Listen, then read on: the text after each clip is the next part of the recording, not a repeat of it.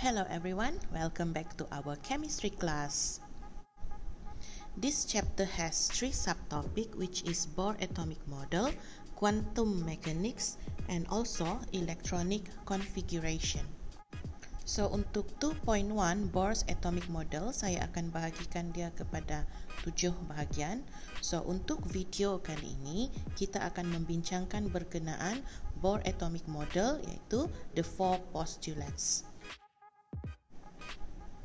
So actually, the Bohr Atomic Model is being introduced by Niels Bohr. Niels Bohr is a Danish physicist, who actually proposed Bohr Atomic Model that we still use up until today.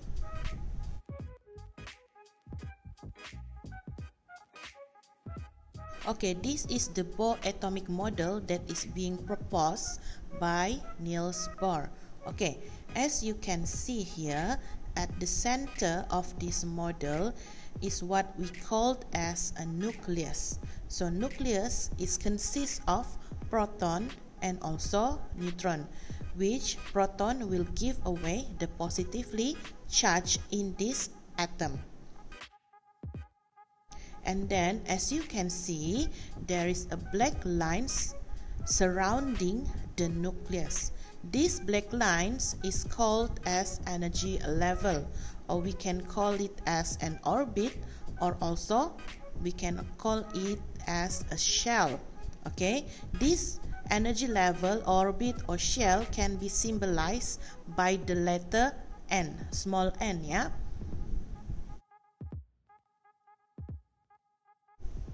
And as you can see here, the energy level which is closest to the nucleus, we called it as n equals to 1. And then the second orbit, the second energy level, we can label it as n equals to 2. And the third energy level is called as n equals to 3. So if you have another line surrounding the nucleus, we can label it as n equals to 4, and so on, and so on, and so on. So as you can see, in every energy level, there is a presence of an electron, in which this electron will give a negatively charge in an atom. Next, what you will need to know in Bohr's atomic model is about low and high energy level. So low energy level refers to the energy level which is closer to the nucleus, while high energy level refers to the energy level which is located farthest from the nucleus. So this is the Bohr's atomic model that is being proposed by Niels Bohr, and actually we are still using this atomic model up until today to show how the arrangement of electron is happen in an atom. So the question is now, where does this atomic model come from?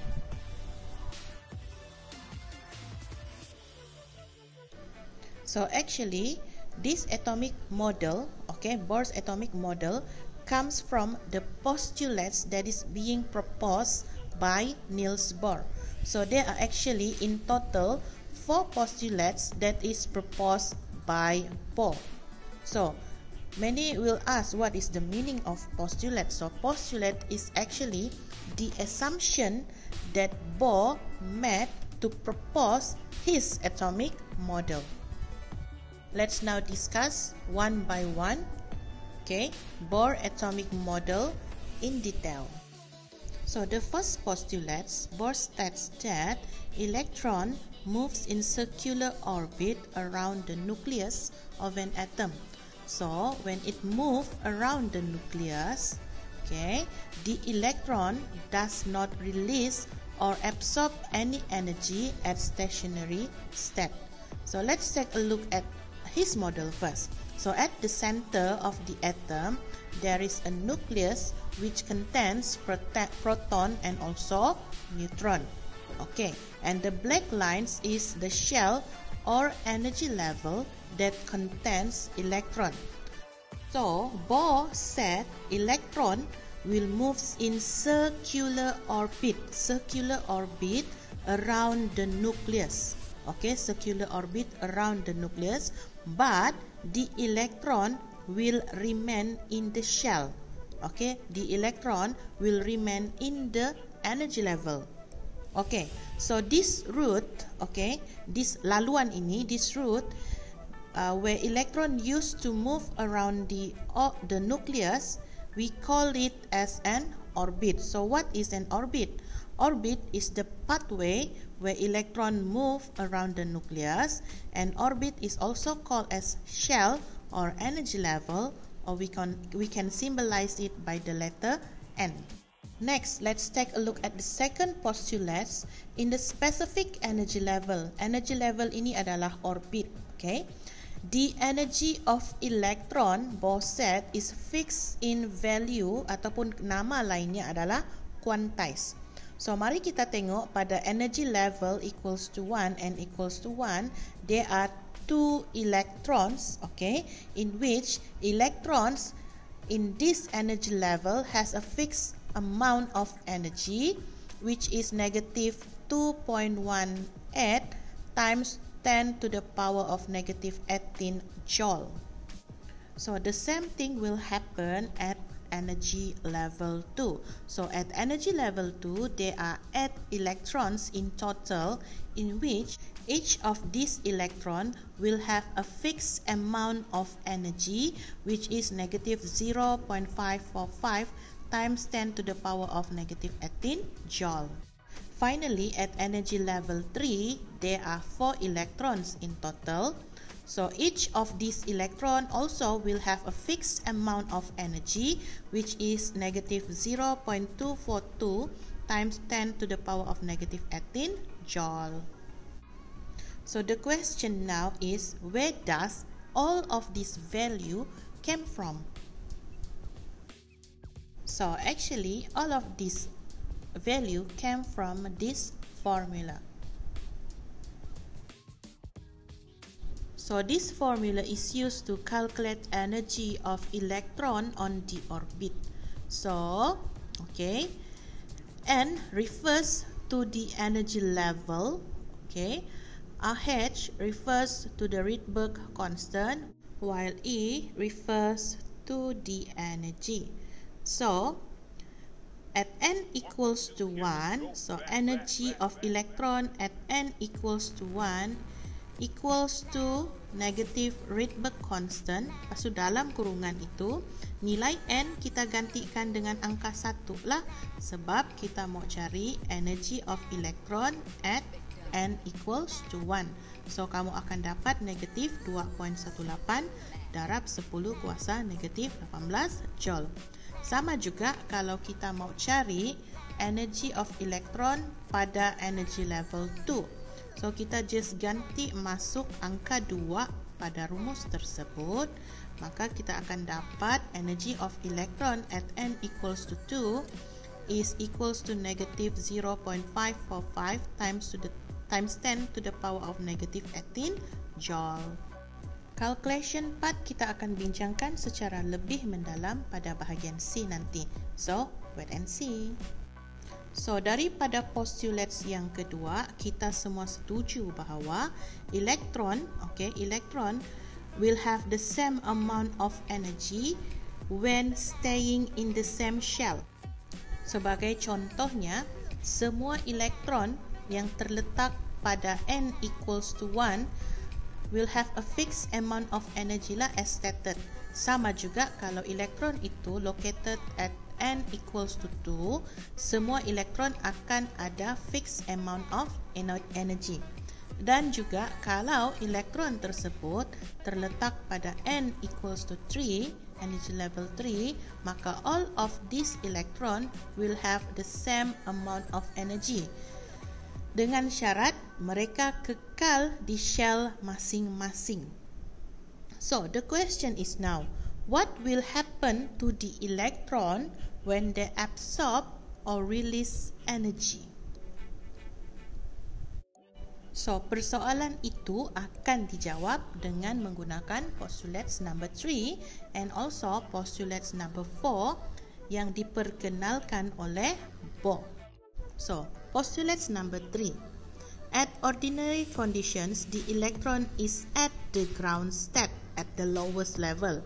If energy is supplied, the electron will absorb the energy and is promoted from lower energy level to the higher ones.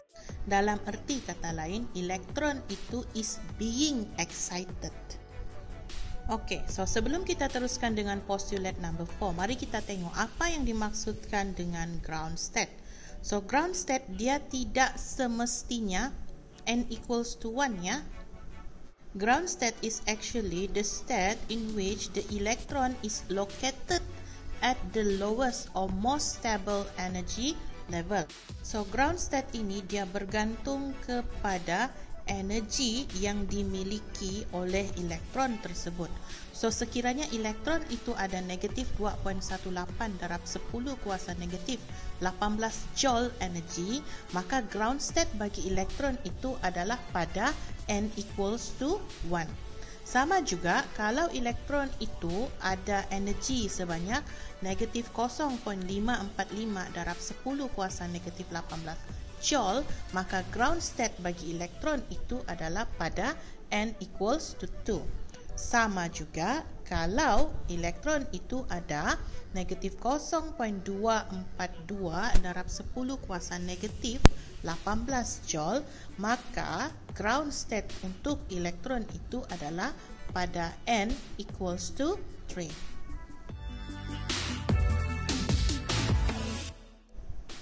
So next kita sambung pula untuk postulates number 4. So electron that is excited is unstable. Okay, so what will happen? The electron will fall back ataupun dia akan drop back to lower energy level. Okay, lower energy level. Dan bila dia drop back, dia jatuh, elektron itu will release a specific amount of energy in the form of light. Okay, yang mana kita akan panggil dia sebagai photon. Yang mana energy of the photon, energi bagi photon itu adalah sama dengan perbezaan energi, the energy differences between the levels. Cerita dia begini untuk postulates number 3 dan juga untuk postulates number 4. So kita tengok postulates number 3 dulu. So when the energy is being supplied, what will happen? The electron at the ground state or at the lowest level will absorb the energy. So bila dia absorb to energy, the electron will move from a lower energy level to a higher energy level. So this is when we call the electron is being excited. Dalam case ini, elektron pada n equals to 1 absorb the energy and is promoted ataupun move into n equals to 2 where the electron is called as being excited. Tapi kamu kena ingat tidak semestinya elektron itu excited dari n1 pergi n2.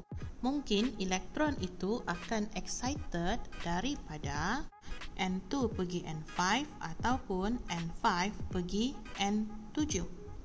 So ini semua bergantung kepada amount energy being absorbed by the electron at their own ground state. So as you can see here, when the energy is being absorbed by the electron, the value of n initial is less than n final. So mari kita sambung untuk penerangan bagi postulates number 4. So postulates number 4 kata bila elektron itu at excited state, okay, dia berada pada excited state, dia adalah unstable. Elektron itu dia tidak stabil. So apa yang akan berlaku kepada elektron itu? Elektron itu dia akan fall back ataupun elektron itu dia akan drop back to a lower energy level. So bila dia drop back to a lower energy level, elektron itu dia akan release a specific amount of energy. Okay, release specific amount of energy yang kita panggil sebagai photon. Yang mana photon ini adalah a packet of light energy. So, dalam case ini, elektron itu akan fall back, okay, daripada N2 kepada N1. So, please bear in mind that, okay, the electron also can fall from N3 to N2 ataupun daripada N5 kepada N3. So, semasa proses drop back ini, energy will be released yang mana N initial is larger than N final.